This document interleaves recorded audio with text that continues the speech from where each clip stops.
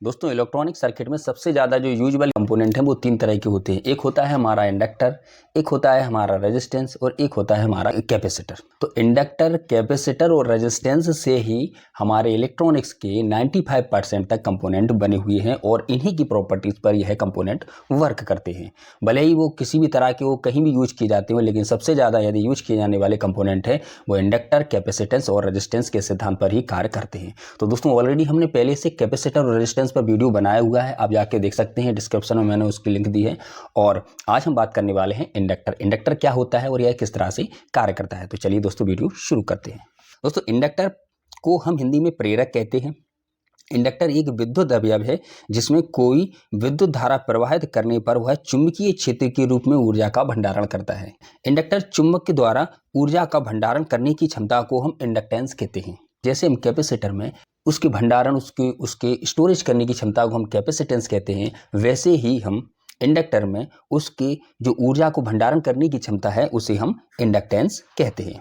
ठीक है, इसे मापने की जो इकाई होती है वो हमारी हेनरी होती है और जिसे हम एल से प्रदर्शित करते हैं। यानी कि इसका जो भी प्रदर्शन किया जाता है वो हम एल से प्रदर्शित करते हैं।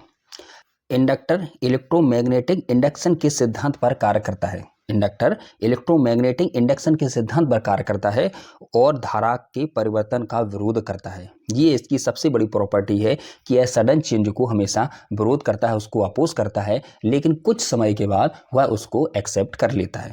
यदि हम इंडक्टर के कार्य को देखें तो यह एसी सर्किट में धारा के त्वरित परिवर्तन का विरोध करता है। जैसा कि हमने आगे देखा था, त्वरित परिवर्तन यानी कि सडन चेंज का यह विरोध करता है। और डीसी सर्किट में धारा के प्रारंभिक प्रवाह को रोकता है और फिर सामान्य रूप से प्रवाहित होने देता है। यानी कि प्रारंभिक प्रवाह को रोकता है और इसके बाद सामान्य रूप से उसका प्रवाह होने देता है। अब दोस्तों हम इसको समझते हैं कि इंडक्टर आखिर होता क्या है और यह किस तरह से काम करता है। दोस्तों सपोज करें ये जो हमारा कंडक्टर है यह एक नॉर्मल वायर है जिसे हमने नॉर्मल, यदि हम इसमें धारा का प्रवाह करेंगे तो नॉर्मल तरीके से होगा, लेकिन कुछ इलेक्ट्रोमैग्नेटिक फील्ड के रूप में यहाँ पर एनर्जी बन रही होगा, लेकिन यह इतना कमज़ोर होगा कि यह वैसे स्टोर नहीं कर पाएगा। लेकिन जब हम किसी कंडक्टर को इंडक्टर बनाने के लिए उसको हम कॉइल के रूप में यदि हम लपेट देते हैं, इस तरह से हम यदि इसको लपेट देते हैं तो ये हमारा एक इंडक्टर बन जाता है।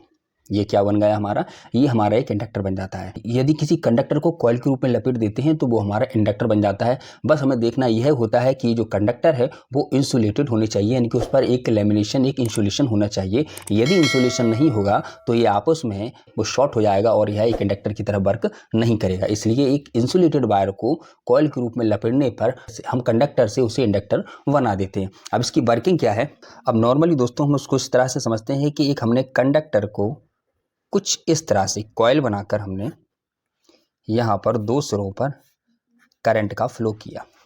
पहले यदि हम इसमें 1 एम्पियर का करंट फ्लो किया तो इस वायर में जो रेजिस्टेंस होगा कुछ समय तक वह इसका विरोध करेगा, लेकिन कुछ देर बाद यह 1 एम्पियर का यहाँ से प्रवाह होने देगा और यहाँ पर एक इलेक्ट्रोमैग्नेटिक फील्ड यानी कि ये यहाँ पर जनरेट हो जाएगी। इलेक्ट्रोमैग्नेटिक फील्ड यहाँ पर जनरेट हो जाएगी इसके इन टर्न पर, क्योंकि जो भी यहाँ पर जितनी भी हमारे टर्न होते हैं वहाँ पर एक एनर्जी स्टोरेज होती है जो इलेक्ट्रोमैग्नेटिक के रूप में स्टोर होती है।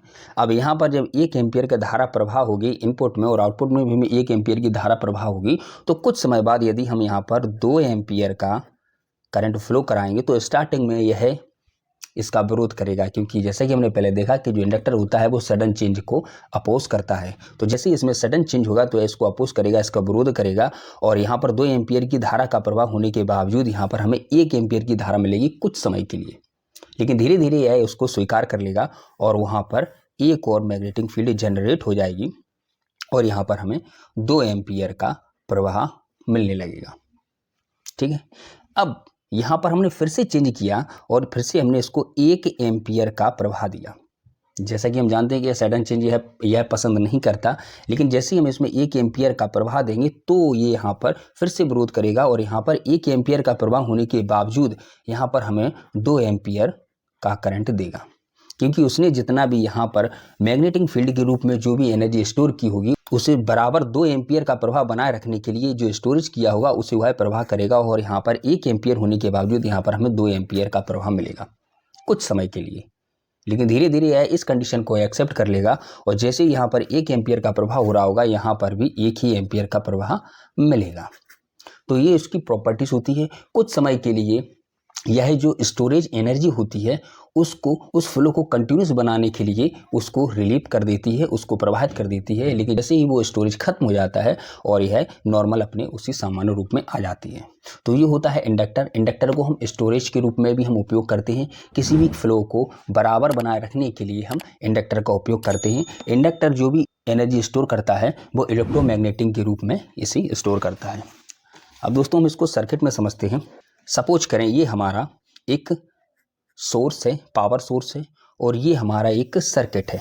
ये जो पानी की सप्लाई को आप देख रहे हैं इसे आप एक कंडक्टर माने और ये एक पावर सोर्स माने, और यहाँ पर जो एक टरबाइन लगा हुआ है इसे हम इंडक्टर माने। ये हमारा आउटपुट है और ये हमारा इनपुट है। अब जैसे ही यहाँ से पावर की सप्लाई होती है तो आउटपुट से होती हुई ये सप्लाई हमारी यहाँ पर पहुँचती है। अब यहाँ पर उसको 2 रास्ते दिखाई देते हैं। पहला रास्ता जो नॉर्मल है और आसानी से यह पूरे सर्किट को कंप्लीट कर सकता है, और दूसरा जो रास्ता है वह थोड़ा सा कठिन है क्योंकि यहाँ पर इंडक्टर लगा हुआ है और यहाँ से पानी का फ्लो या पानी का फ्लो बहुत कम बहुत कम होगा, लेकिन यहाँ से पानी का फ्लो आसानी से हो जाएगा। जैसा कि हम पानी के केस में भी और हम करंट के केस में भी यही जानते हैं कि जो रास्ता सबसे सरल होता है, करंट या पानी उसी रास्ते को फॉलो करता है।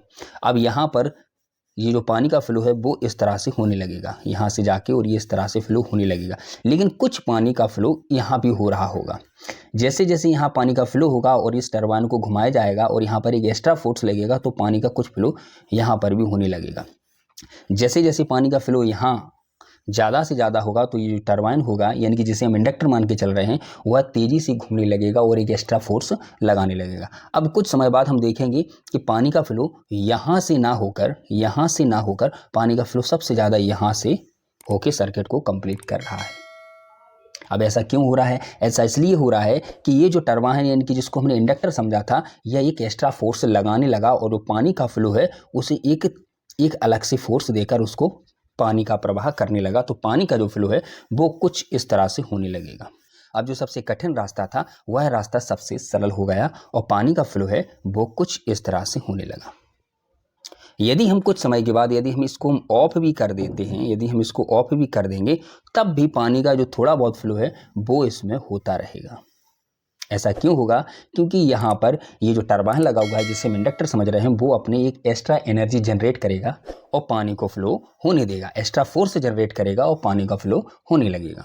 तो ठीक इसी तरह से इंडक्टर भी हमारे सर्किट में कार्य करता है। यहाँ पर हम देख रहे हैं कि एक एनर्जी सोर्स है और एक बल्ब के बीच में हमने एक इंडक्टर को पैरेलली इंस्टॉल किया है। जब यहाँ पर पावर की सप्लाई होगी तो करंट का फ्लो कुछ इस तरह से होगा और यह बल्ब जो है हमारा जलने लगेगा। लेकिन यहाँ पर इंडक्टर कुछ काम नहीं कर रहा होगा क्योंकि पहले इसमें जो रेजिस्टेंस होगा वो इसका विरोध करेगा, लेकिन कुछ समय बाद धीरे धीरे इसमें भी एक एनर्जी जनरेट हो जाएगी। जैसे इसमें एनर्जी जनरेट हो जाएगी तो इसमें भी एक इलेक्ट्रोमैग्नेटिक के रूप में यहाँ पर एनर्जी स्टोर होने लगेगी। जब सडनली यदि हम इसको क्रॉस यानी कि इसको बंद कर दें, यदि इसको हम ऑफ कर देते हैं, तो ऑफ करने के बाद भी यहाँ पर जो इंडक्टर लगा है वो कुछ समय के लिए इस बल्ब को ऑन रखेगा, उसे ऑन रखने की कोशिश करेगा और इसी प्रोसेस को हम इंडक्टेंस कहते हैं। दोस्तों यही नॉर्मली वर्किंग होती है इंडक्टर की, जो सडन चेंज का विरोध करता है और उसके बाद कुछ समय तक उस करंट को फ्लो होने में उसकी मदद करता है जितना उसने इलेक्ट्रोमैग्नेटिक के तौर पर उसमें एनर्जी को स्टोर किया है। तो इंडक्टर की यही वर्किंग होती है। और दोस्तों आगे चल के हम इंडक्टर से बनने वाली जैसे हमारी मोटर है, हमारा ट्रांसफार्मर है, इस पर भी हम डिटेल में चर्चा करेंगे। तो दोस्तों आशा करता हूँ यह वीडियो आपको पसंद आया हो। वीडियो पसंद आया वीडियो को लाइक कर देना, चैनल को सब्सक्राइब कर देना। Thank you for watching.